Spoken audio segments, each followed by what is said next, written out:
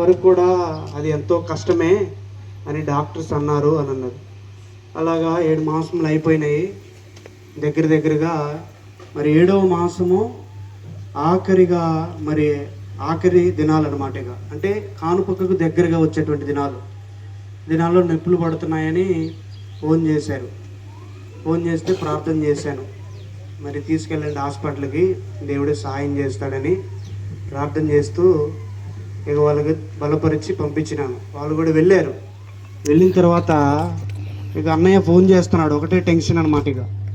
ఇక్కడ ఫస్ట్ నందిగామకి వెళ్ళారంట. ఆ నందిగామకి వెళితే వాళ్ళు మా వల్ల కాదన్నారంట. ఈమె చాలా నొప్పులతో బాధపడుతూ ఉంది. అదిలే రెండు గర్భాలు ఉన్నాయి కదా, మా వల్ల కాదు అన్నప్పుడు ఇక ఇమ్మీడియట్గా విజయవాడ తీసుకెళ్ళినా కానీ తర్వాత నొప్పులు బాగా ఎక్కువ అవుతున్న కారణాన్ని బట్టి ఆమె ఏడుస్తుంటే వీడేమో అది తట్టుకోలేక ఫోన్ చేశాడు. ఫోన్ చేసి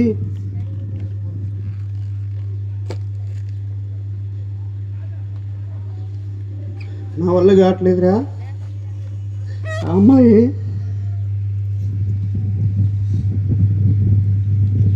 నీకాడ బాగా మైక్ స్టాండ్ అడ్డొస్తుంది. ఈయనట్టు చూడలేను. డాక్టర్స్ ఏమో ఆపరేషన్ చేయాలన్నారు.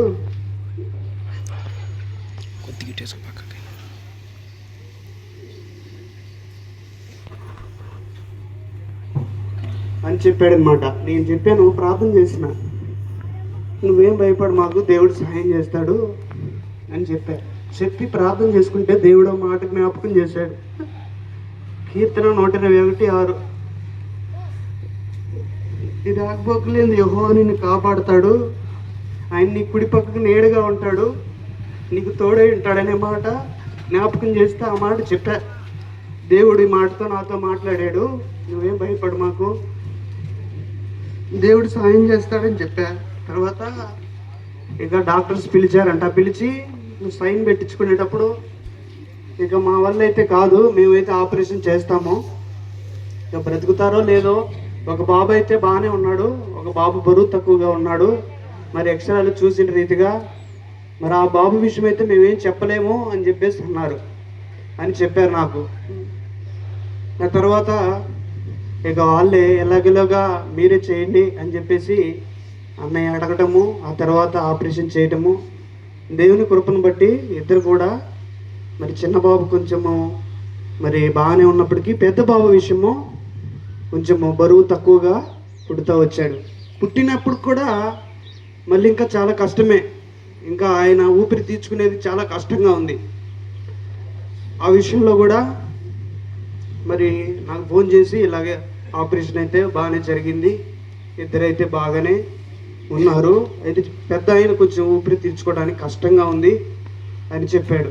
ఇక తర్వాత నేను ఎక్కడున్నారంటే ఇక హాస్పిటల్లో ఉన్నాం కదా అని చెప్పారు. తర్వాత నేను అక్కడ నుండి ఇక ఎలా ఉన్నారు పిల్లలు అని చెప్పేసి నేను వెళుతూ వచ్చాను.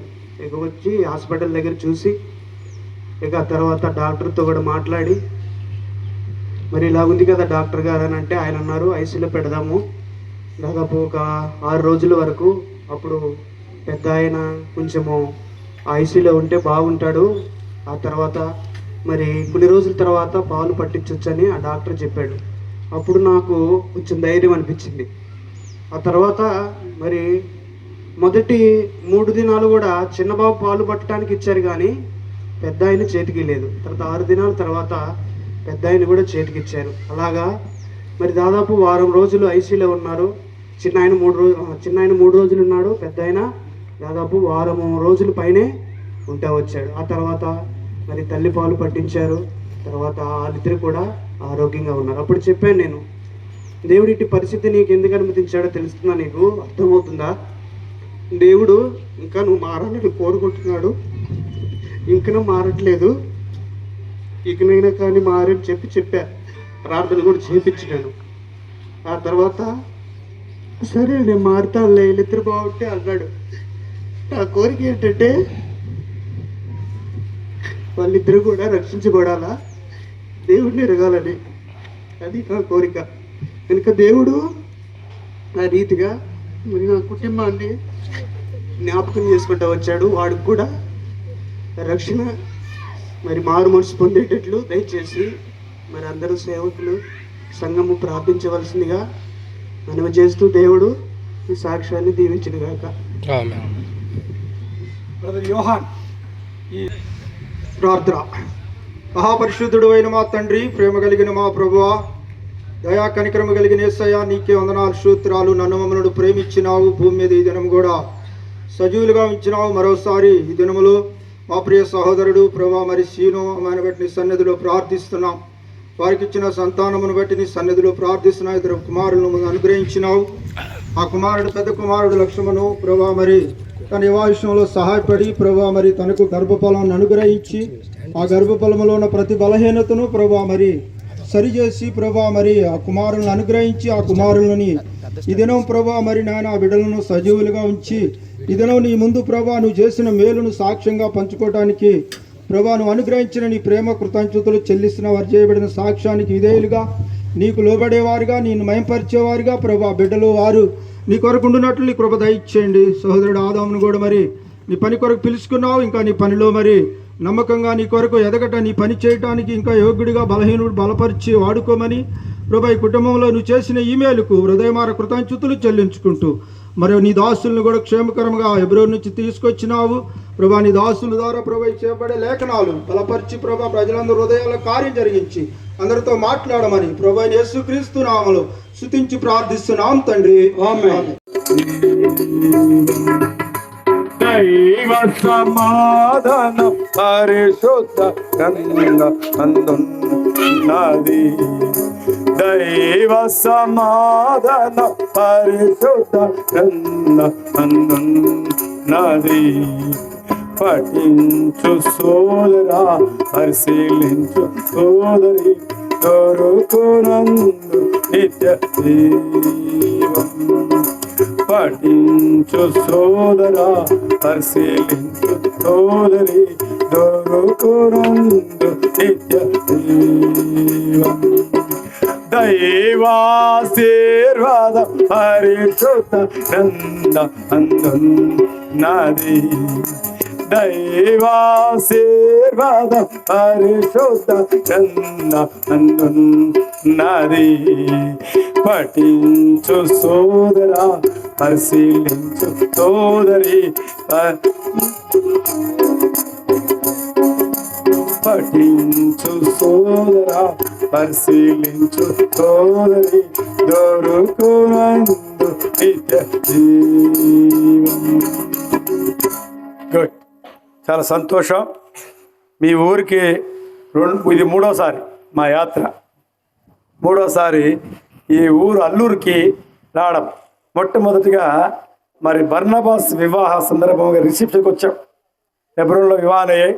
ఆ తర్వాత రిసెప్షన్కి వచ్చినప్పుడు మీరంతా చాలా చక్కగా వచ్చారు. మందిరంలో మీటింగ్ పెట్టాం. నైటు మందిరంలో మీటింగ్కి అందరూ వచ్చారు. చాలా సంతోషం. కాబట్టి అప్పుడు డానియల్ ఉన్నాడు అనుకుంటా. అంతకుముందు టైటస్ ఉన్నాడు.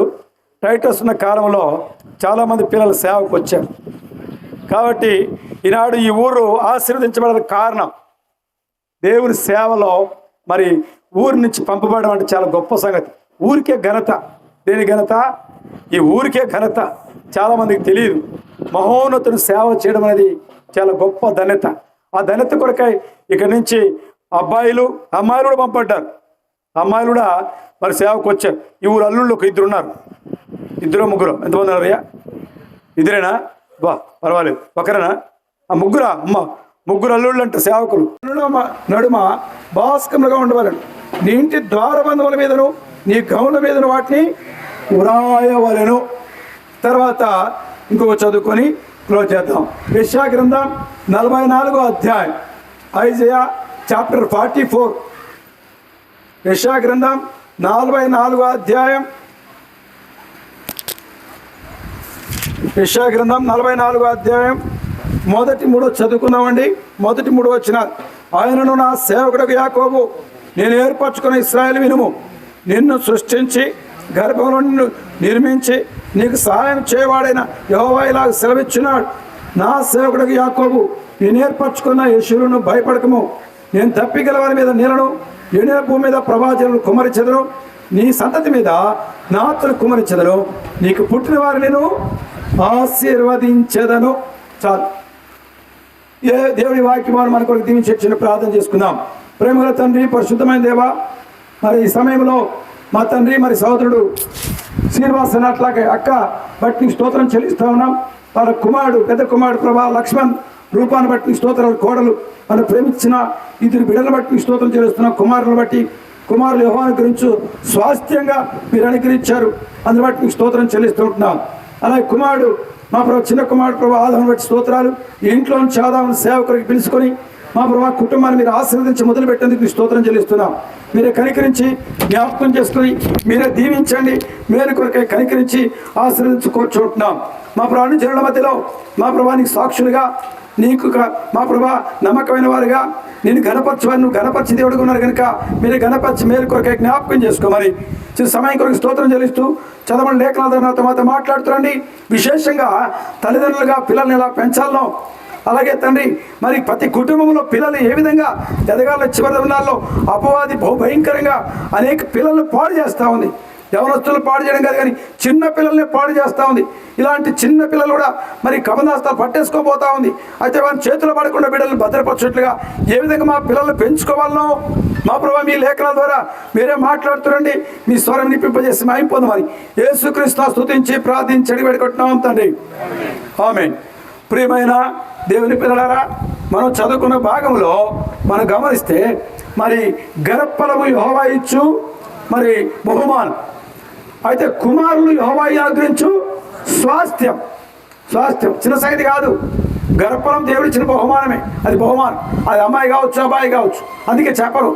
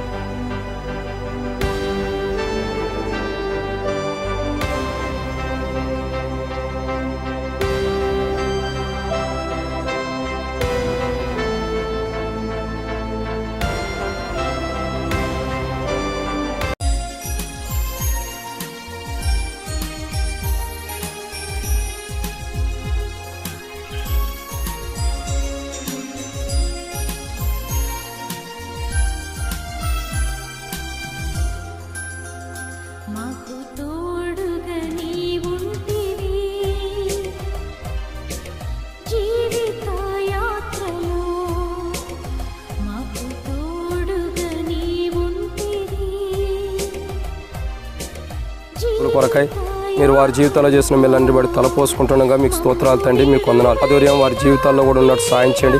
పిల్లల చిన్న వయసులోనే రక్షణ అనుభవం కలిగి, మారు మనసు కలిగి, పాప క్షమాపణ అనుభవం కలిగి, క్రీస్తు యేసులో తండ్రి ఆయన యొక్క మీ యొక్క దేహంలో ఒక అవయవంగా చేర్చబట్టని సాయం చేయండి.